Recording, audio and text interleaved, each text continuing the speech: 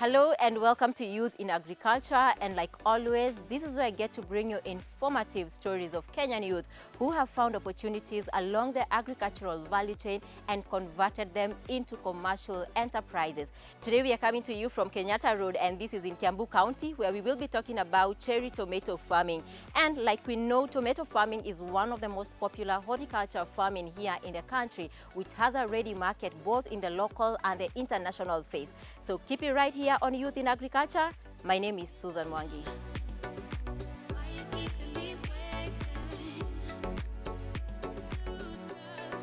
So come with me. We will be meeting Caleb Ochieng, who is the CEO of Hydroponic Enterprise, and this is an enterprise he started 4 years ago. He will be telling us his story, how he started, and what even gave you that motivation to go into farming. In this farm, we grow cherry tomatoes. That is our major crop here. We also do capsicum, but today we'll talk on cherry tomatoes and we'll show you how we produce. And our farm is fully hydroponics. We'll want our viewers to know how we do this thing and produce this massive production.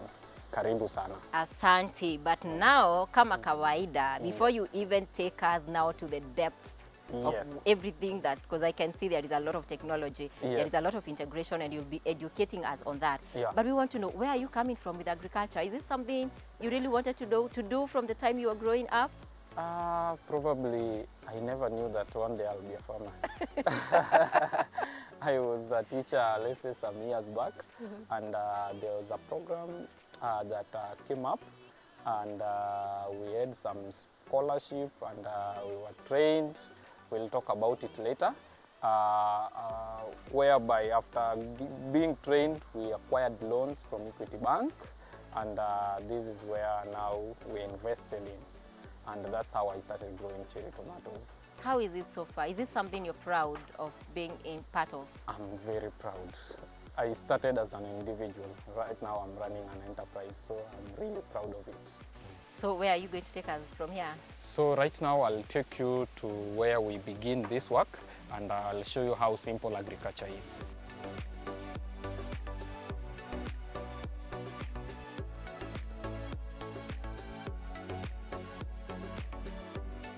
Caleb, the first thing that has caught my attention is that we don't have any soil Yes, here. yes.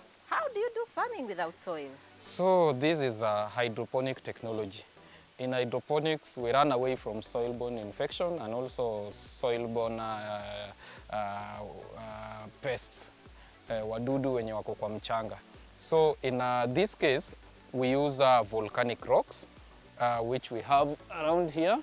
We call them pumice. So the volcanic rocks, they are inert, free from other elements. And for that reason, we will use them to anchor, as anchorage to our crops. So in these volcanic rocks, what we do is just to treat it, to make sure that we balance the pH. That is the treating it.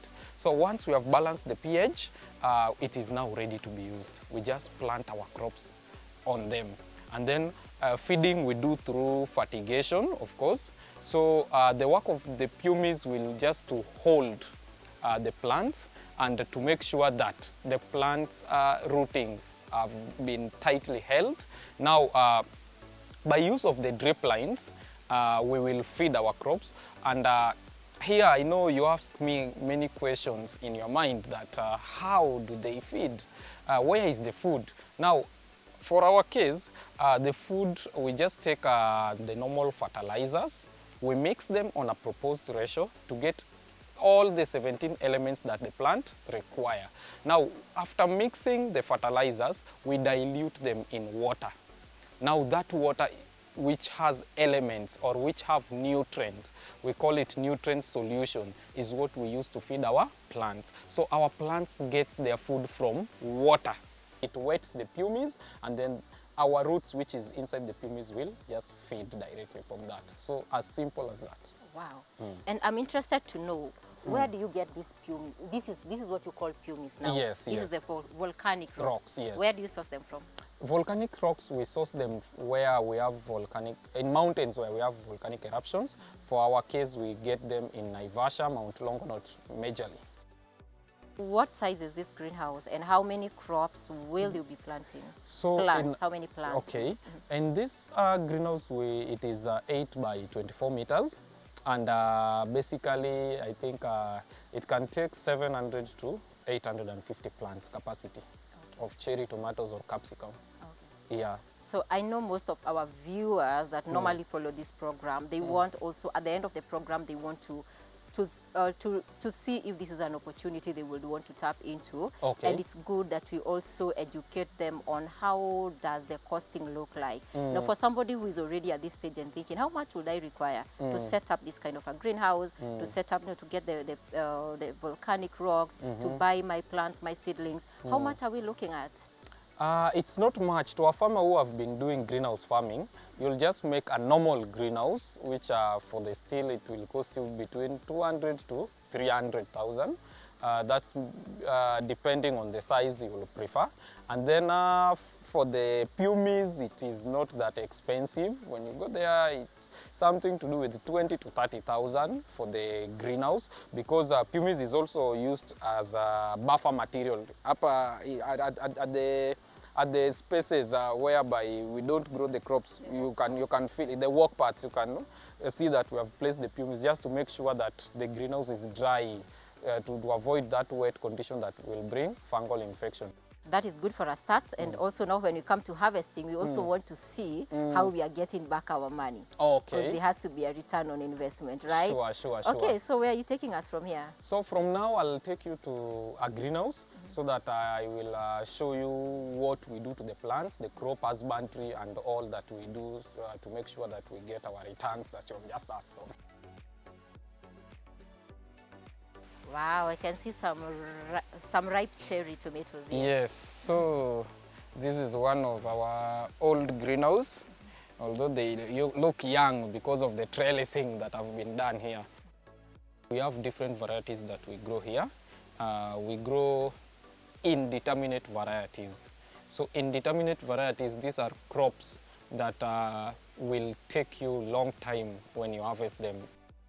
We have determinate varieties that will get, let's say, 3 months, you harvest for a month, then it is done. But for indeterminate varieties, we will grow it, it will take 3 months to mature, then after 3 months, you will harvest it for 6 to 8 months. And then from there now, you get away with it. So the variety that we focus on are the oval-shaped varieties. And also a little bit of round varieties, but people like the oval-shaped varieties because of their shelf life. Cherry tomatoes are consumed a lot locally. Initially when we started, we never knew, but once we grew cherry tomatoes, it was the order was too high that we had to expand, and it is consumed much locally.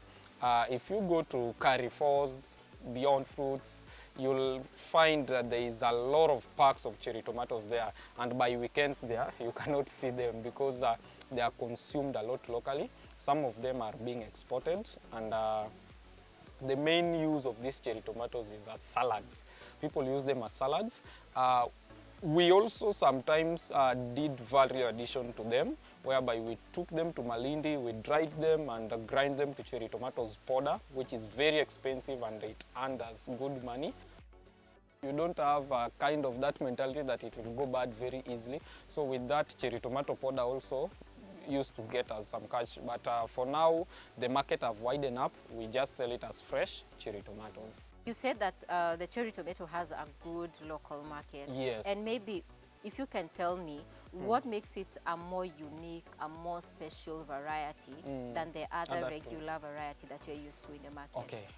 One of the most important thing about cherry tomatoes is that its Brix ratio, that is the sugar level, is very high. It is sweet. Number two thing is that it is the king of salads. It is mainly used for salad. If you compare its salads with other tomatoes, cherry tomatoes is the best, and you will like it. It is also used to make sauces, the sweet sauces, you know. They can blend it with other tomatoes just to increase the sugar content of the sauce. I want to understand, do you plant the seeds, do you get the seedlings, and how long does it take for you from planting to harvesting? How long does it take? We buy the seeds, we take them to raising plants. We have several raising plants. We talk of Plantex, Honor Seedlings. They raise it for us, then for us we focus on production. How much do you buy the seeds? A packet of 1,000 seeds goes for 24,000. It is very expensive. That is seeds alone minus the propagation stage. Yes, and then you go and propagate it. It is affordable, something like 2,000 or less. In propagation unit, it will take 4 weeks so that we get our seedlings. And then we bring the seedlings, we plant them. It will take us 2.5 months. In hydroponics system, it will take you 2.5 months. In a conventional system, it will take you 3 months. So in cherry tomatoes, you'll get that we have fruits down here, and then we have another set of fruits. I'll call them clusters, a cluster, a cluster, a cluster, a cluster, a cluster. And right now you can see on top, at the tip here, we have a cluster which is developing. So what we will do, this week I'll harvest from the base cluster. And then next week I'll harvest from the following cluster. Like that, and this plant keeps on growing. When it gets on top here, I trellis it back down. Let me bring you back to this particular plant. And you say that it has been here for 7 months already. Yeah. And how many kgs can you say you already have harvested from this one plant?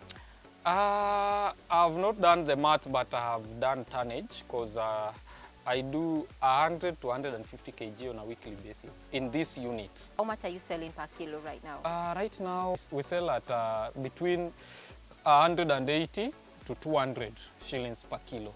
Soilless farming, hydroponic farming, and all these techniques and all this modern way of farming, you feel like this is something you would like more farmers to engage in? Yeah. If you're going to talk about, you know, a profitable farming business, because we know many farmers are in it, but they're not making much out of it. If every farmer would adapt hydroponic farming, you'll do away with the soil-borne infections, and with that, the food production in this region will be very high, because no farmers will be running at a loss.